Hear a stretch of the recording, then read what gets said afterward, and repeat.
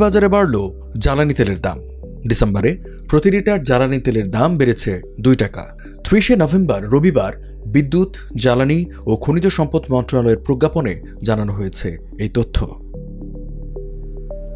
নতুন দর অনুসারে প্রতি লিটার ডিজেলের দাম 102 থেকে বাড়িয়ে নির্ধারণ করা হয়েছে 104 টাকা।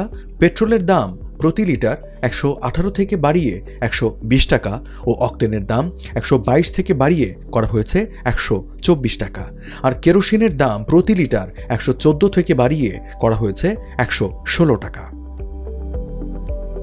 নতুন দাম 2 ডিসেম্বর থেকে কার্যকর হবে। গত বছরের মার্চ থেকে বিশ্ববাজারের সঙ্গে সামঞ্জস্য রেখে জ্বালানি তেলের স্বয়ংক্রিয় মূল্য নির্ধারণ শুরু করেছে সরকার।